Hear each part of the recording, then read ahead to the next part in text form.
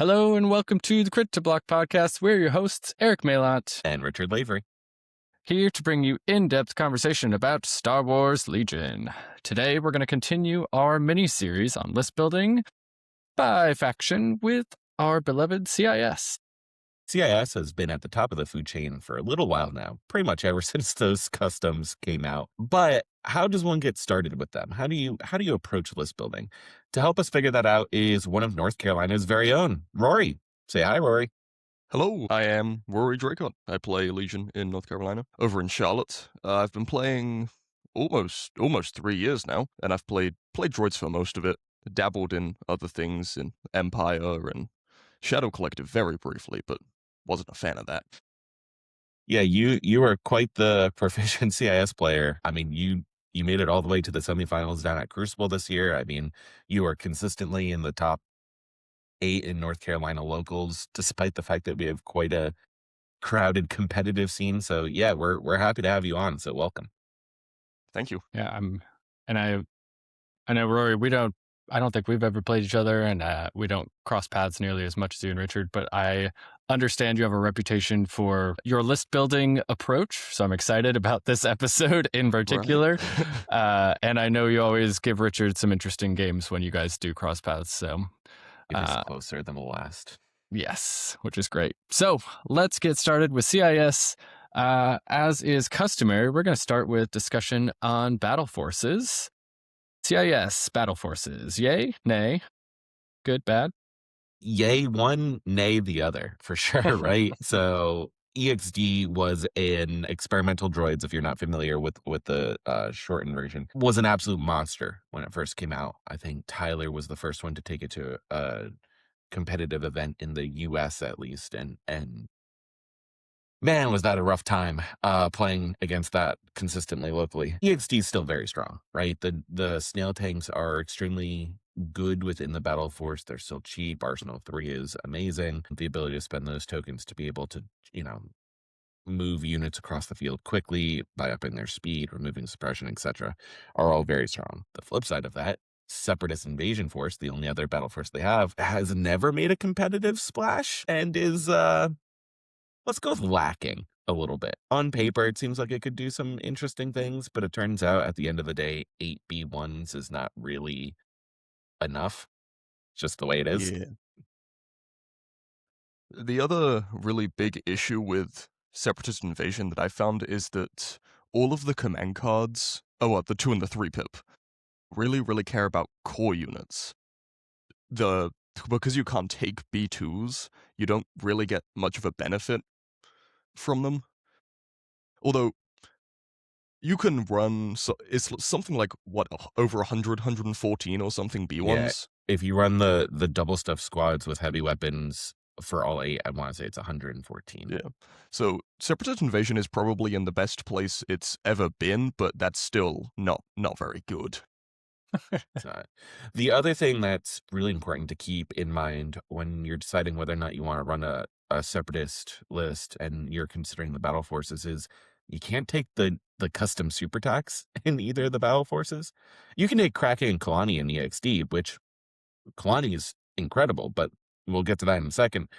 But you can't take the customs, which are arguably the strongest piece of the Separatist Alliance right now.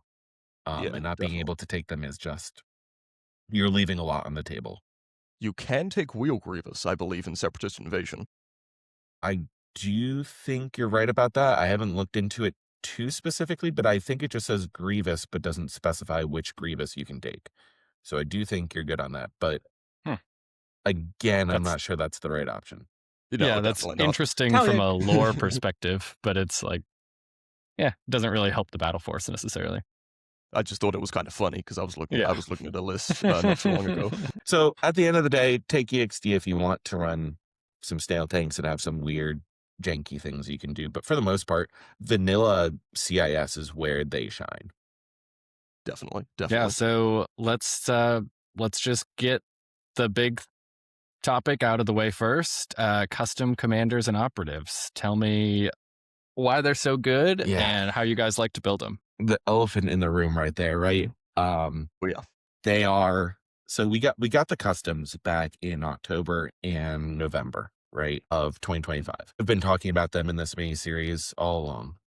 Some of them, there's some good build options. Some of them, some not so good options, and maybe leave at home, but buy the models because they look cool. Custom Jedi. But the separatist ones, good lord, the programming powers that they have access to, they're just very strong, is the reality. Yeah, how I just played a game against Tyler where he had the operative version with Tyrannical Taskmaster, Limiter Override, Overclock, Electrostaff, and Slice Comps. And I was like, good grief. Like, you could do so many things with this 100-point unit. And, like, it's just so powerful and multifaceted. It's incredible. I like my operative a little different. So I like mine with Tyrannical Taskmaster, Overclock and Limiter Override, and then I shove Direct on it. Because direct to any AI unit for 8 points is a pretty fantastic rate. Yeah, it is. And when you put all of that on it, it's 86 points. So only one more than Kalani just base. It is ridiculous how cheap these things are for how much they can do. It's absurd. Realistically, I don't think there is a wrong way to build them because they are so cheap. Okay. Well, what's the wrong way to build it? I think if you're putting the gun on it, I don't think the gun is good.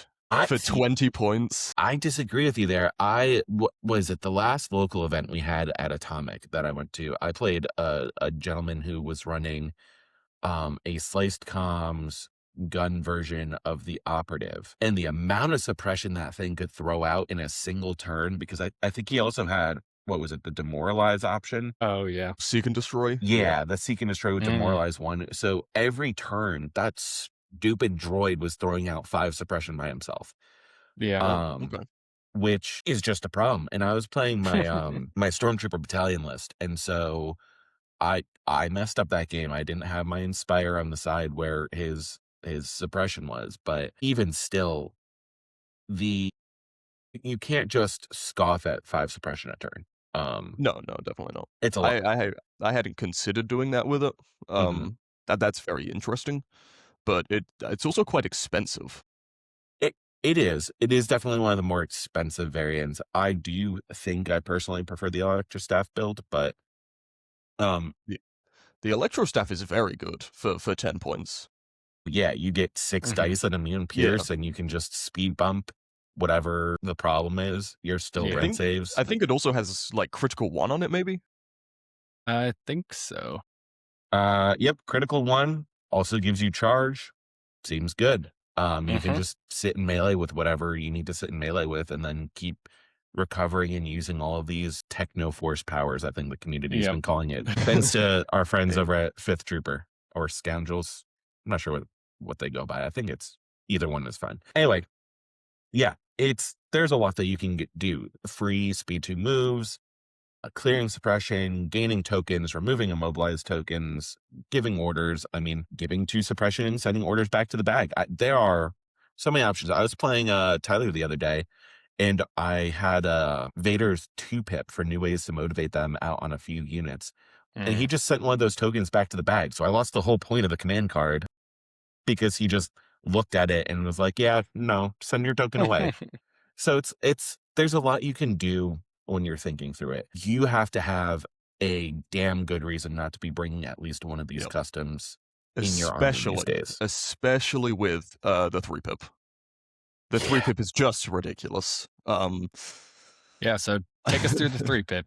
So, you play the card, and you put 4 aims and 4 dodges on the command card. And then whenever a droid trooper or AI unit attacks or defends, it can just spend 1. Without any range constraint or anything. And then when you do that, you have the low cost of gaining 1 immobilize. If you use this, but if you use the aim, the way immobilizes function at the minute is at the end of your activation, they fall off. So there is no downside to using the aims.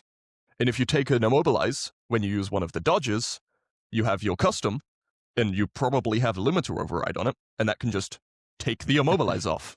Yeah. And the other thing to keep in mind, not only does it do all of that, it still issues 3 orders. Yeah, So it does. And then it's just strong.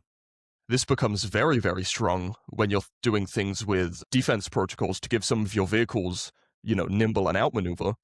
Mm. So you spend 1 dodge on it, and then you've got a dodge repeatable for the whole turn.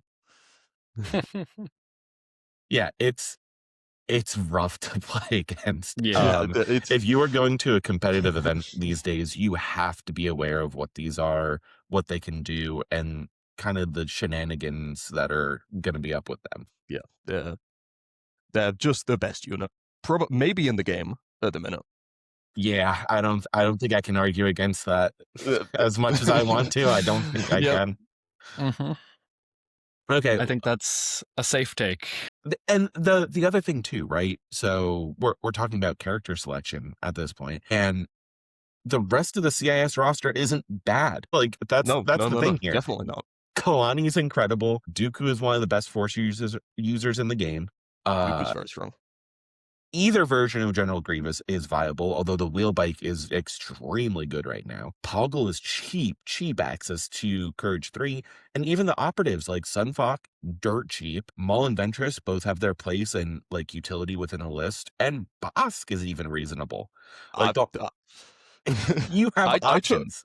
I took Bosk and Ventress to Crucible. I know. Remember, it is not impossible for CIS to take 4 characters within their army. Like that is a common build, and still like you're barely cresting 400, 500 points. I think 9 lists out of 10 I make have 4 characters, and usually 3 of them are going to be Kalani, a custom operative, and Sunfak. Okay. Yeah, looking at this right now, we'll get to the list that we brought and built later, but for under 400 points, you can have Sunfok, kitted out super custom commander Kalani, and General Grievous on a wheel bike for sub 400. Yep. That's fine. And we know B1s are cheap. So B1s? you can pad some activations there, and you have so many points left over. Separatists, even when you take all those characters plus vehicles and everything else, still hit 12 to 13 activations without really trying or really feeling like you're missing anything. So characters in CIS, really pick the ones that fit your playstyle, and you're pretty much good to go. As long as you have a plan, you know what you're doing with them. I don't think there's a wrong option, unless you're picking like the Pike Capo or a Black Sun Vigo. But or Kraken. See, I think Kraken has a place in EXD specifically, where you can only take Kalani Kraken. Yeah. So I've played around with Kraken in a few different lists. I took him to one of the events at Atomic, not too long ago. I was running Kalani and Kraken, and Kraken was quite funny. He ended up, I think he ended up killing Maul when I played Travis. He just shot him.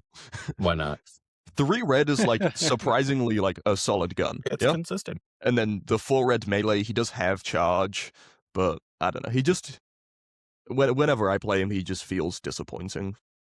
So I guess, what is the main difference that makes Kraken so much less appealing than Kalani? He doesn't have direct, which is a big thing for me because I love my auto control, and droids in general loves their auto control. Yep.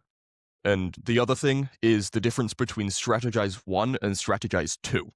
So, gotcha. Where Kalani can generate 4 tokens with 1 action, put 2 of them on himself for Exemplar, and then give an aim and a dodge to another unit, something like a snail near him, or Aquas, or a spider, any of your good vehicles. And then you look at Kraken, who can give them to himself or something else. Like he can throw an aim and a dodge to something else, then take an aim. But him spending both his actions is worse than Kalani spending just 1. Yeah. Okay, that makes sense. And with how AI functions at the minute, where if you're just within range 3 of a commander, you just don't care, Override is not as much of a benefit as it used to be. Gotcha. Although Override being battlefield wide is kind of nice because you can spread out across the entire thing. Or it's not battlefield wide. It's range 5, which is close enough. That's close enough. Yeah. To not really be a thought process there. Yeah. If Kraken is somewhere near the middle, you just have it. Alrighty. I think I know we have a whole episode of Force users, but I think maybe just a quick note on what makes Dooku so strong. Because as a Master of the Force non-CIS too. player, Yeah, Master my of the Force understanding too. he's kind of like fairly difficult to play properly, is my understanding, but like He the can be. potential is very high. Yeah. So Yeah. He is. So- So go ahead. Usually, the way I see him run, or the way I have run him, is burst of speed, force choke and force push, maybe improvised orders or trusted agent. One of those two is also like fine if you want it on him. He has a very, very strong 1-pip when he goes. He's gonna run in, summon like 6 suppression, 4 from his lightning, 2 from his lightsaber. He can force choke a guy, he can force push a guy. He's got Mhm. Makashi if you run into something in melee that's immune to melee pierce. So his damage output can be very, very high, and so can his like control over objectives with all the suppression that he can throw out. Because even on like a normal turn, he can still throw out his suppressive lightning, he can still force choke, he can still force push, and then get both of them back for free. Plus The- 6 health, always surging red saves. Yeah, that's also very nice. You know, The one It- downside to I would kill for a unit with Makashi. That seems like and hey, oh, in man. droids, we can run around with 2 of them. you're the only one. You're the only one Yeah. who can run around with Makashi. Yeah.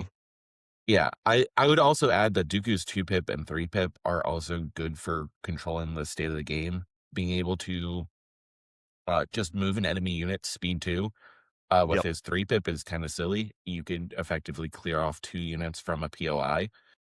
The 2-pip, if you play that against another big character that's wanting to do a 1-pip and you've got the range to be able to throw their token back to the bag and delay whatever they're trying to do. There's It's really also strong. the combo card he has with Asajj, where you could have both go back to back, which can create a very, very strong pressure and a very strong swing onto the opponent if you hit. So say if you hit Dooku's lightning and then Ventress's dives the same unit, there's not much that's going to survive that. Mm-hmm. Yeah. The other thing is Dooku just has direct trooper unit. There's no further clause on that telling you what you can and cannot direct. He can always guarantee that he has an order on himself if he just directs himself every turn. You always, always, always, no matter what command card you're playing, know when Dooku is going to be going. Mhm. It just allows for a lot of flexibility in how you approach your turns and the game as a whole. And it's All right. and you can run around with droid lists having 4 things with direct. You can run Dooku, you can run Kalani, you can run a custom op with direct, and then you can bring Sunfac, and they all just have direct. So that's 4 free Sure. orders a turn. Mm-hmm. Including your coordinates. Yeah, Right. not Yeah, you including your also have coordinates, not including your command card. It's a lot. Yeah, that's pretty wild. Okay. So that kind of covers the main commanders, operatives. Let's dig into core selection. We kind of touched on it earlier, but Yep. we know about B1s. Yep. Take us through maybe the other options and what kind of builds you guys like. We got to talk about B1s a little bit more first. Yeah. Because Yeah, they're, I mean, yes, definitely. First I of will all, always run they're cheap. 3 naked B1s. Yeah, 3 naked B1s, I think, are a staple of every CIS list out there, bar EXD, where you can only take 2 of them. They are walking pass tokens. You don't need them to be doing much. They can move onto the board, take a dodge, and that's that. And because of the way that coordinate works, and we just discussed all the order control you're going to have, however many B1s you have to start the game, you can effectively use as pseudo pass tokens because they are not your high damage activations. They are cheap, 38 points, and they don't have to do anything. And so that gives you delay within the game. If you just take 3, or if you max out and take 6, you have between 3 and 6 pass activations to start off your turn 1. And turn 1 placement and positioning is one of the most important things in the game right now. I don't think there's a wrong way to do it if you want to take 3 or if you want to take 6.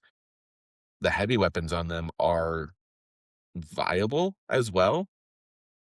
The rat cannons, whatever. The E5C with the 3 black dice is just fine. That's when it used to be a sniper war type game of like range 4 poke was a lot better than it is these days. But like even the Rocky is respectable with how much armor is out there for relatively cheap. So you could run them naked, you could run one with an HQ uplink, you could run them with heavy weapons. Like, you have a lot of versatility there. And the other thing is, they are 6 bodies base. 4 to 5 is kind of like the point where you could pick up a unit in a single attack. 6, you need at least 2 attacks. So this dirt cheap unit that your opponent is just like throwing onto points to hold POIs and spades requires, on average, 2 attacks for your army to clear. That is not a good resource trade, and that is just constant value for the CIS player. Yep. And another thing that's quite interesting with B1s is the possibility of throwing Kraken onto them now. So that when the opponent does start to shoot the B1s and try and remove them, they suddenly shoot a lot harder than B1s should. You're not wrong. Kraken definitely is something you could put on the B1s. For 30 points, I'm not so sure you're putting Kraken on there. B, and I think this is the more important part, is you lose AI. And right Yes. now, with how all of the CIS keywords and command cards and techno force powers and things work, AI is more of a boon than a problem. And by losing AI, you lose the ability to use techno force powers on them, for instance. I don't love putting Kraken on. Like, yes, there's something to be said about a double stuffed Kraken squad suddenly throwing like 6 black and a half dozen red dice or whatever. It's not a half dozen, over exaggerate. I think you can get to 4 if you take the E5C, because you can't upgrade dice twice. But you can still end up with a B1 squad throwing like 4 red, 4 black for, a reasonable price point. It's like 122 or something like that. You can do it. I don't know if that's the right thing to do, but Yeah. you can do I it. mean, it does let you spread your B1 order chain a very long way with the range 1 coherence. That goes for any double stuff B1 squad. Like spraying the And the coordinate, the coordinates net can a go a little long bit. way. When you have the unit leader in the middle. Well, and let's talk about another thing, right? B2s. They B2s. are significantly more expensive, but Yes. really hard to remove between red saves and 2 health Oh yeah. keys. Oh yeah.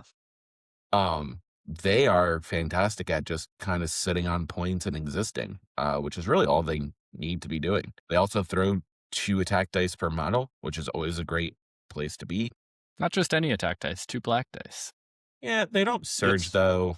Yeah. You No. typically want to be moving and shooting with them, so they don't really have aim. So it is just a 50-50. If only there was a faction that allowed you to get a bunch of free tokens. Yeah, if only. Would be really helpful. My take though is that if you're spending the aims on the B2s, you're not spending it on your vehicles that you want to be taking, which is probably not the most efficient. But the flip side of that is, like, we've seen lists with B2s do relatively well. Like, I've come across, it's like Grievous Poggle and 7 super squatted B2s or something like that. Or maybe it was like 3 super squatted and the rest were regular, whatever it is. I forget the exact math, but it's just a lot of red save wounds on the table that you have to dig through. And that is not the easiest thing to do. And they have the option, if you get them to range 1, they can throw a lot of impact. That is also true, which is a good way to deal with 'Cause, armor in the current meta. Yeah, Yeah. in melee or at range 1, they can throw a red each, impact 1, which if you've got a double stuff squad, you get to range 1, you throw the 3 red heavy, and then 7 other guys, you're throwing 10 red, impact 7. Yeah, it's a lot. It's a lot. But that gets very expensive. It's like 165 to do that. Yeah, that's the downside, right? Like, you're talking that super stuffed B2 squad is more expensive than like 5s double stuffed with shotgun Yeah. over in Republic. Yeah. You don't have the pierce, you just have bodies for days. It is, 16 health, though, with red saves? Yeah. Something like that. Pretty good. Yeah, it's not bad. Yeah. And if you're running around with Foot Grievous, or either Grievous, but on one of Grievous's 2 pips, I think it's called Supreme Commander, you can feed them Surge tokens. Mm.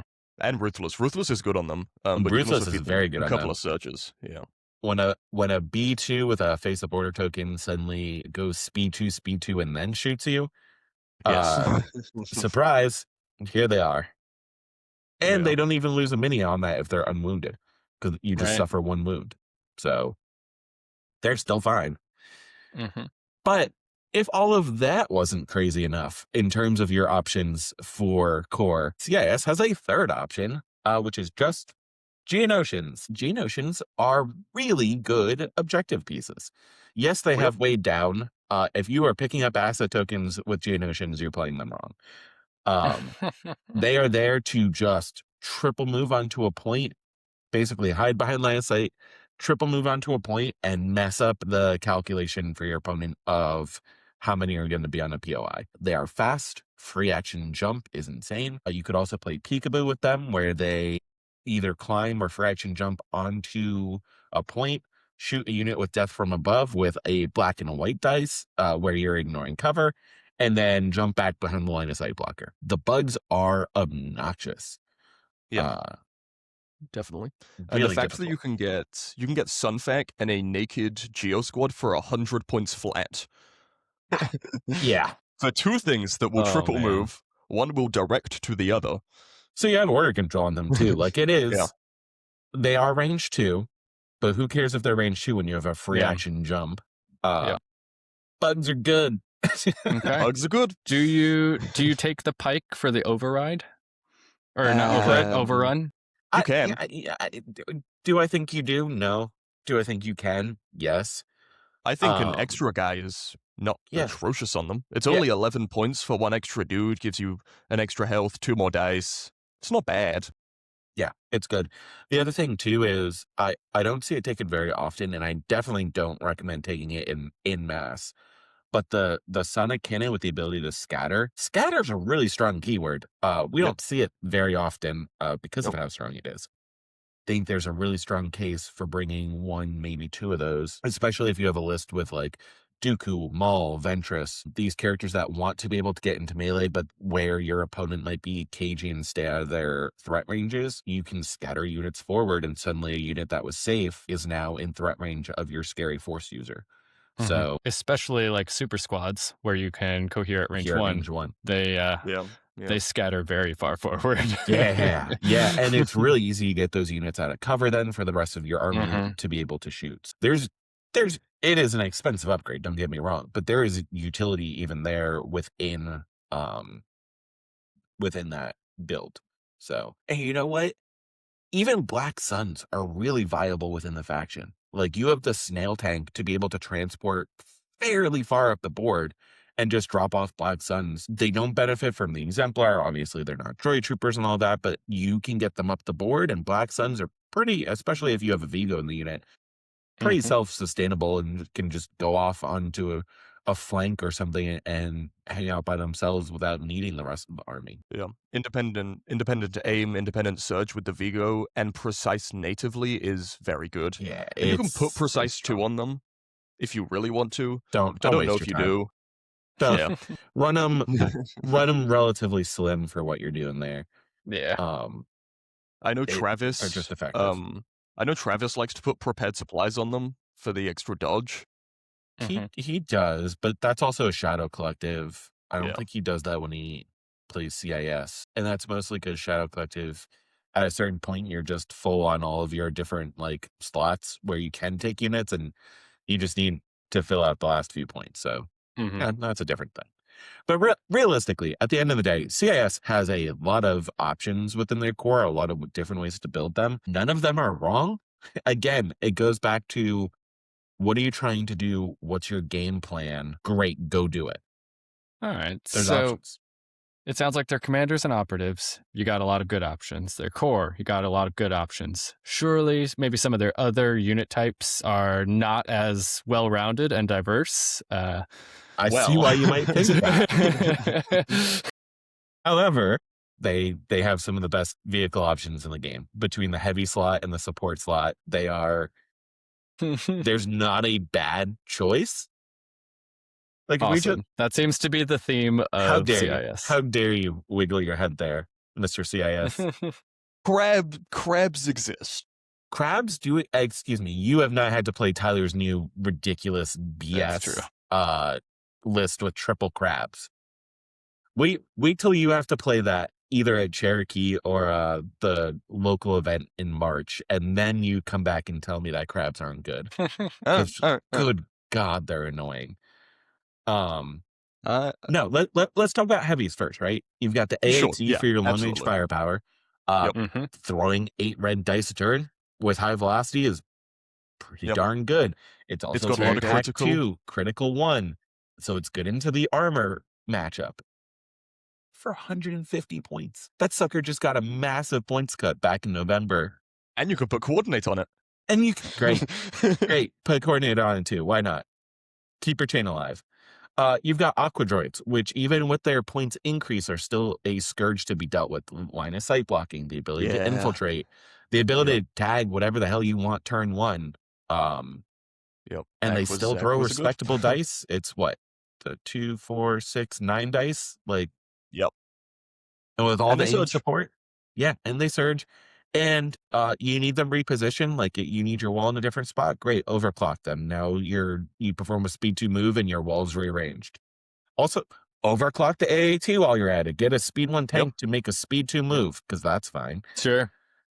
You know what's even crazier? Let's do it again, but on a snail tank where you get a speed 2 move on that oblong base. Like, Overclocking the snail is ridiculous, especially when on several different missions it can just sit on 2 points at once. It can do it on recover. It can do it on bunker assault. There might be another one. It can do it on shifting. yeah, Depending on depending on pretty where the easily. points are, but it's pretty Yeah. not. It's not very hard to get that to proc. The AAT can also sit on multiple points too, especially on bunker. I don't think it can do it on recover, but also on shifting. So Yeah. you've got several units that can sit on multiple points, which when we talked about in the Rebel episode, that is a very significant thing to be able to do. Snail tank, again, armor 5, arsenal 2 with good dice pools, the ability to take shells if you need to, the ability to transport if you need to, and then the ever annoying defensive protocols with Defense nimble protocols. outmaneuver on a tank that you can only really damage through with like critical and impact. Yeah. So I've put a list together where for the first 3 turns of the game, my snail will have a dodge just from command cards. It is Yep. frustrating to play against some of these vehicle heavy CIS options because not only can you do what Rory is talking about and just start with a dodge and you can nimble dodge to your heart's extent and dodge crits and all that, but most of the time when we were talking about with the strategize, you just have exemplar tokens floating around or command card tokens floating around. Your offensive output is usually like link targeting is right on them, and we already talked about how CIS has great order control. So you're normally making their attacks with 2 to 3 aims. You're making their defense saves with 2 to 3 dodges. It is oppressive to try and get through all this. And at the end of the day, Snail Tank's 130 base, AAT is 150 base, or Aqua's with a heavier, what, 6, I think. 106 these days? Like, good grief. Like, there's not a bad option amongst the heavies. Say you come across your opponent with a nimble outmaneuver snail tank. At what point is it worth shooting it, and what point is it not worth shooting it? That will really depend on whether your list has more critical or more impact. If you have if you have a lot of things that have critical 1, just don't bother. It'll just keep dodging all of your criticals and you won't get nothing on it. If you have a lot of impact, it'll dodge your natural crits, sure, but the impact you'll still usually be able to push through on it, which is very useful on any ion gun ever. Gotcha. Yep. It's an excellent point. All right. And just one more thing about heavies. You can put coordinate on all of them with onboard comms channel. You sure can. And it's not a bad option. I do it a lot with aquas. A lot of the times I'll have aquas, like one aqua with just the heavy, one with the onboard comms channel. If you're doing that, then they don't have link targeting array, and I do think you No, lose absolutely. a little bit with that. I like link targeting array a little bit better. I like both. But if this wasn't enough, right? If this wasn't enough for you, Eric, you got the support slot with droidicas, spiders, crabs, and staps. Staps are great for... Staps are fantastic. They are everywhere right now in the General Grievous kind of wheel bike thing with the early turn 1 strike, because they normally have 2 to 3 aims that they have access to. They'll have 3+ dodges usually that they have access to. They're just throwing 6 with critical 2. They're going to find 6 usually with critical 2 at least. So they're a nightmare. You've got crabs, which I already kind of complained about, the ability to give Scouting Party 1 or Scout 1 through Scouting Party 2, whatever you want. Like suddenly your Dooku scouting, suddenly your Ventress is scouting, your Or double Magna Guards are stuffed scouting. Beetles. It's ridiculous how quickly crabs allow the rest of your army to kind of get into your opponent's face a little bit. Plus, they have good anti-armor with an Impact 3 heavy weapon. Not to Droideka, mention, I learned this past week they have a melee weapon with Pierce for some reason, Yeah. which is just it's fine. Fine. completely unnecessary to give them Pierce. Like, yeah, I understand they can crab claw you in melee, but it does not need Pierce. Get pinched. I don't know. Droideka are cheap and annoying to sit on a flank and just exist. With Shielded 4, it takes a while to get through them unless you're in melee. Spider droids, either the Ion or the Flamer variant, both incredibly effective, especially in the current meta. Spiders are my favorite thing. I know you do. So two Ion. I've ran 2 Ion Spiders for years at this point, right? I've ran that since Old Legion, and I was running with Kraken way back when, and they're incredible. They're just efficient. So good. Attack protocols on them, you're rolling, what is it, 3 black, 3 white, critical 1, Ion 1, Impact 1. Usually you have an aim from somewhere. Normally you have 2 aims. And you just get to re-roll 4 dice. So, oh no, I only found 2 hits the first time. Great, let's just try again on the remaining 4 dice.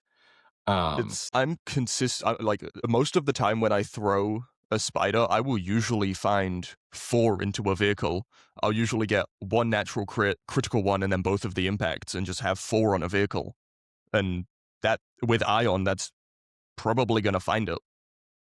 Yeah. The other thing, we haven't mentioned this yet, or at least not called it out specifically, but spiders, Droideka, AAT, snails, aquas, all block line of sight to troopers. The crabs don't, thank God. But all of these can work as just like mobile line of sight blockers. Yeah. Which especially is Droidekas, when you can like wheel mode them, move them 3, and just kind of put them somewhere. Yeah. And so the crabs, what makes the crabs not block line of sight? Because they're also ground vehicles. They are ground vehicles. So you measure to the height of the hull, not including legs or other extraneous bits.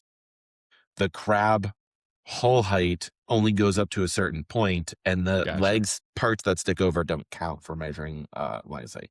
It should be noted that depending on how you build your spiders in Droideka, they may or may not block line of sight, but someone who is aware of that rule, putting their models together, which here's your PSA if you weren't aware, build them in a way that when you put them on the base, they will block line of sight to a trooper silhouette. In the case that you're a millimeter short, put just a little bit of gravel onto your base and then put them back on for basing, and then great. There you go. There's your millimeter that you were missing. And if you want to apply some of the lessons from our episode with Bushwhacks, you could angle your crabs on some terrain, and then they might block line of sight. Yeah, but you might also then have like a angle. It would be a very specific scenario that it would work, but it would be. Possible. But you'll get cover from them, right? Like that's still something.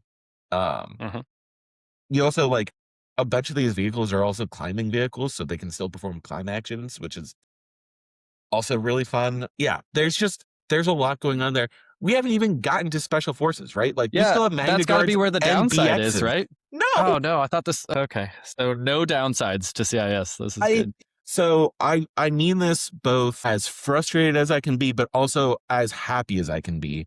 CIS has the best internal balance in the game, bar none. Everything is viable, which is both really fun for being able to build the list, really frustrating if you don't play CIS because they have a million options, but also it means there's a lot of diversity that you can end up seeing on the field. You know, right now in the American meta, it's a little different because everybody's just hype about the GG wheel bike. It's new hotness, and so it's everywhere. But realistically, all of it's good. All of it's viable, right? Let's talk about the special forces. Magna Guard, 2 health. They throw 2 dice, whether in melee or at range. The whip's good. The rocket just came down in price. Just throwing on an extra body. I guess you could, but just take the whip instead. Versatile immobilizing whip with 2 red dice that can attack at range 1. pretty darn good. Your ability to just overclock them and move them where you need them to be, also really good. Rory, I'll leave the BX Commandos to you because that's one of your favorite things to talk about and terrorize people with. So, BXs. I love me some BXs. Now, I've played too many squads of BXs in my time. So, the first way to run them is very, very simple. You throw Vibro Swords and you throw the Poison Guy, and you just run them at your opponent, and then punch them. And as long as you're not punching a vehicle or a droid, it's gonna suck for your opponent. Yeah, it sure will. Because they're gonna, assuming none of them die on the way in, you're gonna throw 5 red, 1 black, and 5 white, surging. Poison and one. then, well, yeah, and poison. And poison. And then, if you really want to, you can throw tenacity on them. So the first guy that dies, you just lose 1 of your whites. They're also red. Both units are red saves. BXs are only 1 health, so they're BXs a are bit more only 1 health. fragile. They but are still not bad. impervious. They are impervious, yeah. And they have Magna Scout 3. Guard are immune pierce melee. Scout 3 on Scout BXs. 3 is also Yeah. really strong. Yep, yeah. Mm-hmm. And that leads me into Yeah. the other way to run BXs. So, you can run them with the Sniper. The Sniper is expensive at 40 points. It's 2 red, lethal 1. But it makes their shooting funny. And a list I just played, you can put 5 aims on them turn 1. That's What do you need that many there aims is for? an overkill at a certain point here. Well, Rory. okay, but you're throwing 8 white, 2 red at range 3, right? So like 5 aims, you still might not find it all. You'll find a good amount. Don't get me wrong. The method to do this is interesting. So, what you're going to do is, first of all, you're going to play Tactical Download. Okay? That'll give them 1. Next, you have Emergency Transponder, and then you make sure you don't order them, but you order the rest of your army. So you can make sure they go last, and that'll be your second one. Then you're going to Exemplar 1 off Kalani. You have Strike Team Leader on some operative, like you could run it on Sunfac. I had it on CIS Maul, because I love Maul. Maul is my friend. And then, say with your Scout 3, you get to range 3 of something, you just say, take the aim action. That's 5. Yeah, that's your 5 right there. So you can throw 2 red, 8 white, surging, with 4 Lethal. aims and 1 for lethal. Sure. It's very silly. And it's Sharpshooter 1. And it's Sharpshooter 1. Insult to injury there.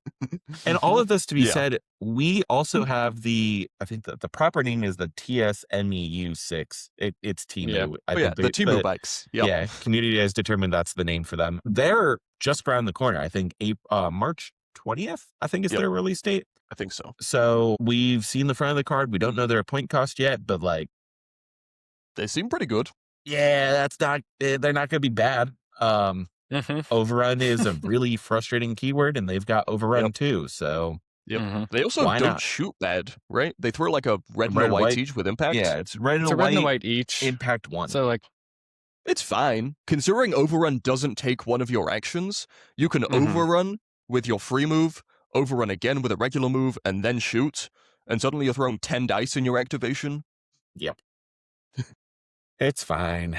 All this to Yeah. be said, you don't have a bad option unless you are intentionally trying to create a bad option within CIS. There is one more Special Forces unit that droids have access to.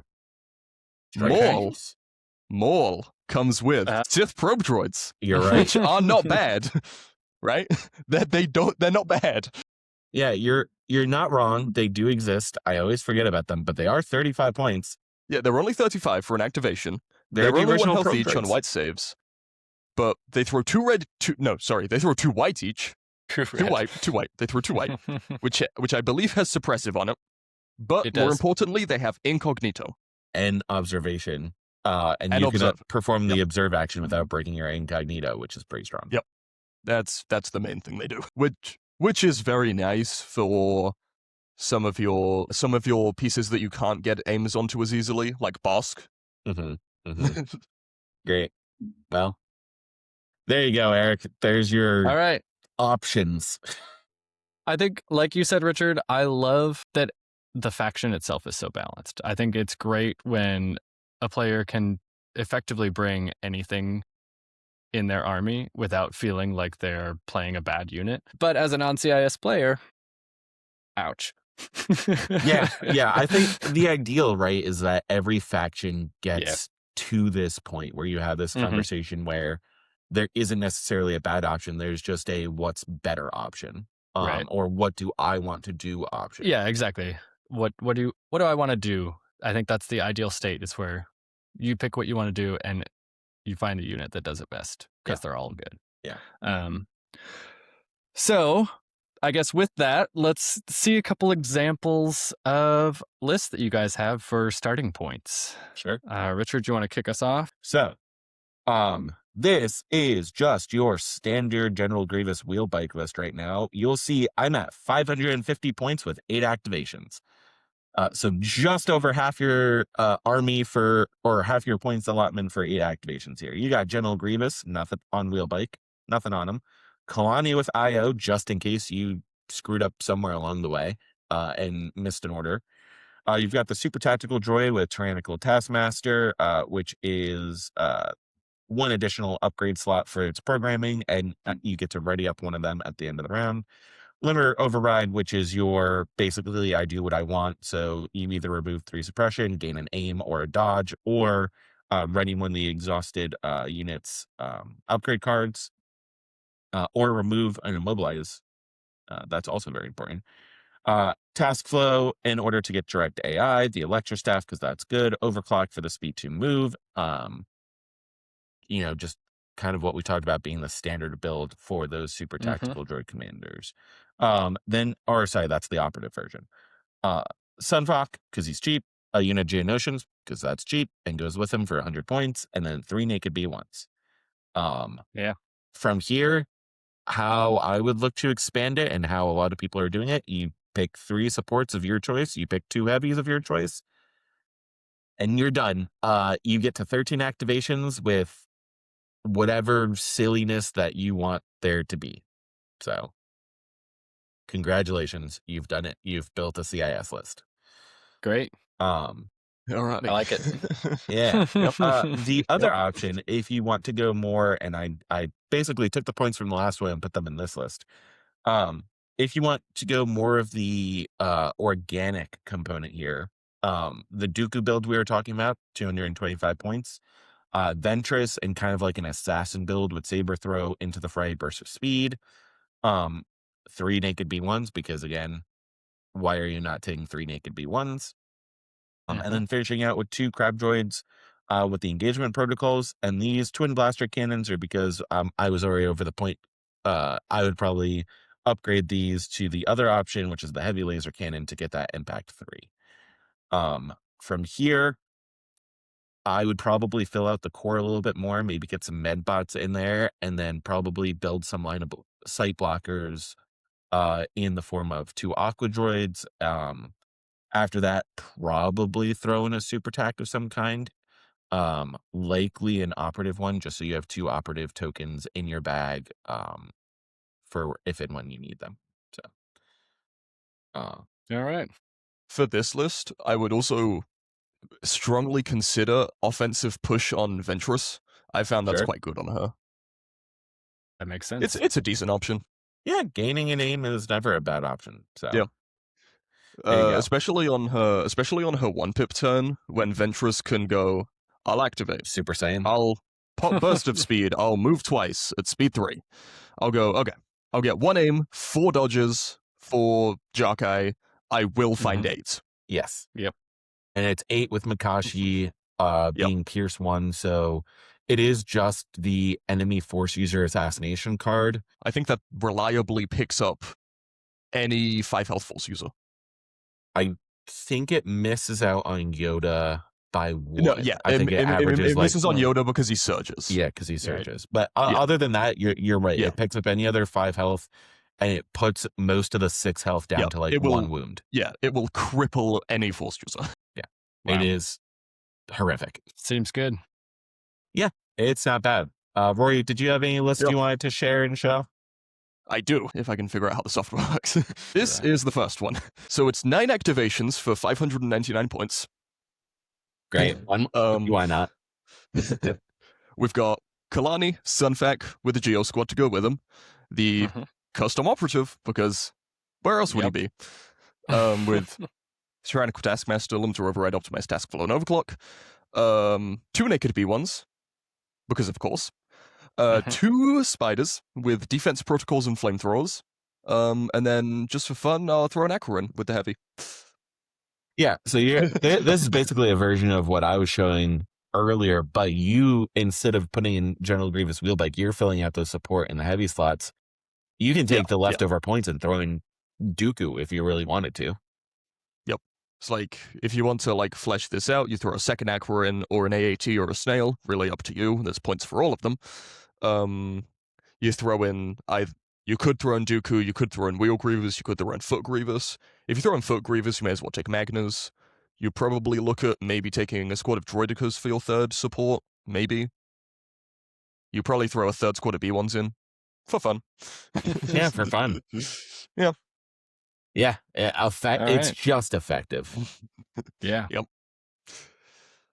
And then the other this one makes I me have, this makes me so tempted to just try droids. Like, everything seems fun.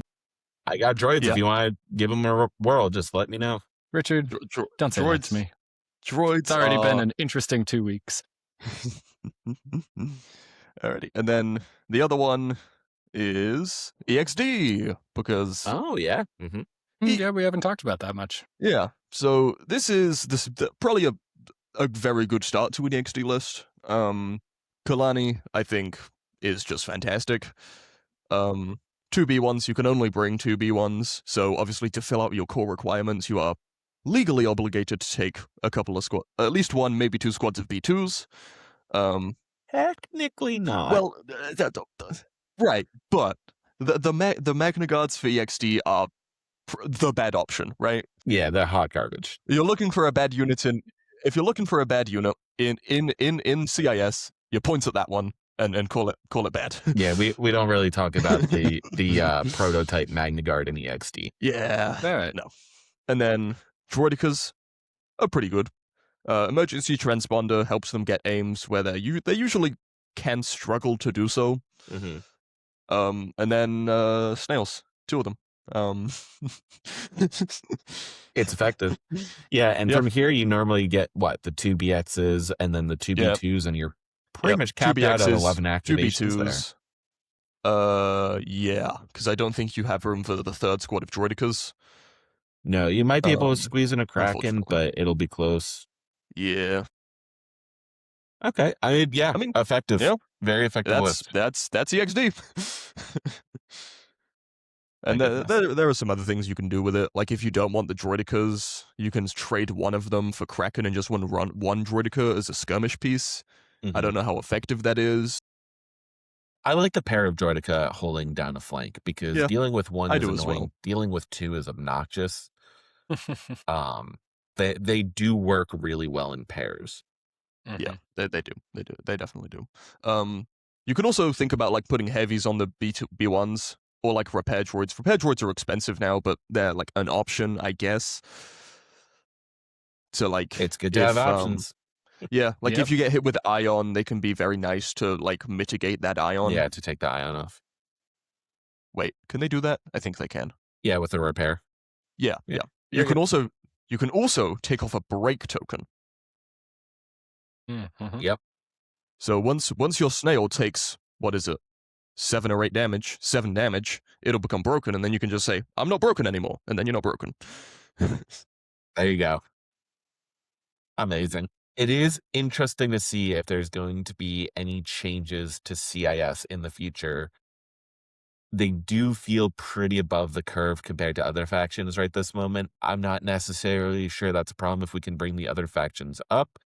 It'll be interesting to see if AMG does anything to bring them down. And if they do, I think it's very likely that whenever we get the next points update, I don't know when that is. April. But April. Okay. Yeah, so not too far off. We get updates in April and November. It's typically only going to be points updates. Yeah, they did say there's a chance that the CRB gets updated with various things there.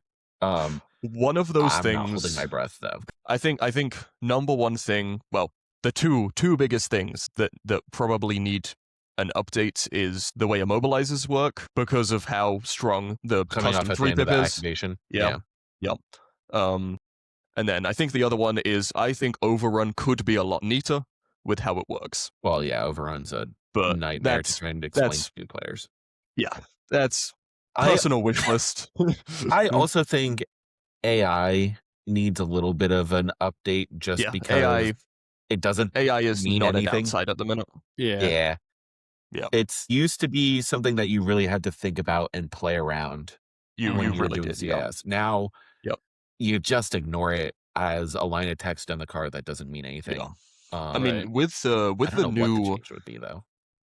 with the new outflank objective. So I've played it once now, and I was forced to actually like AI with it. Really?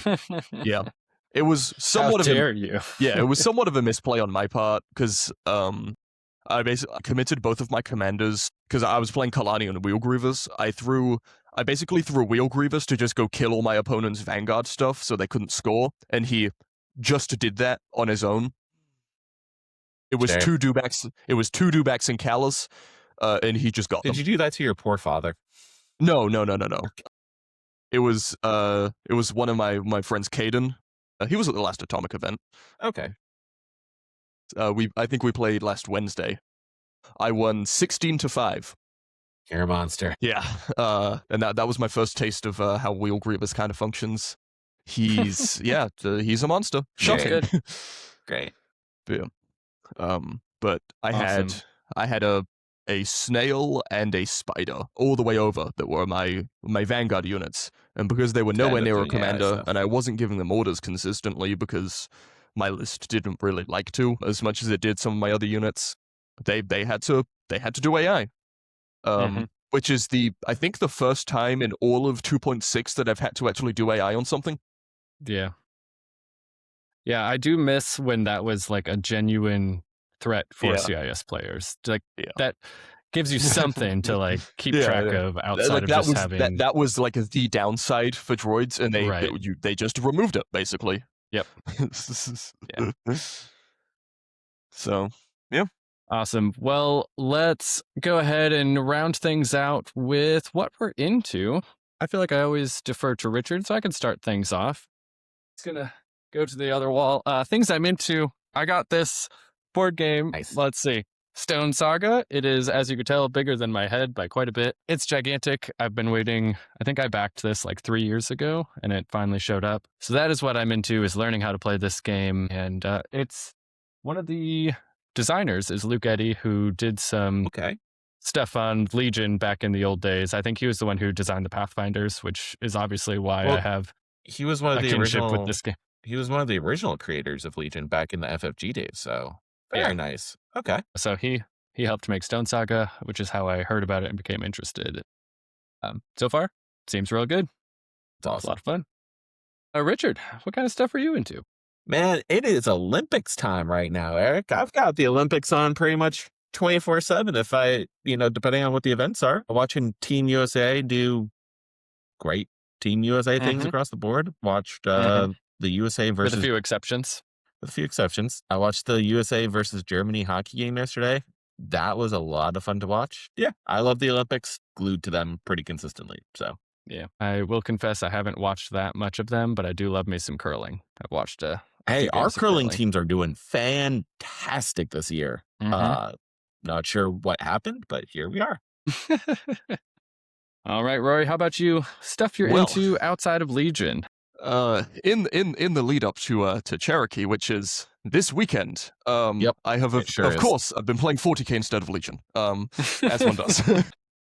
I had a one-day Warhammer tournament yesterday where I went and lost all of my games, which was very fun. I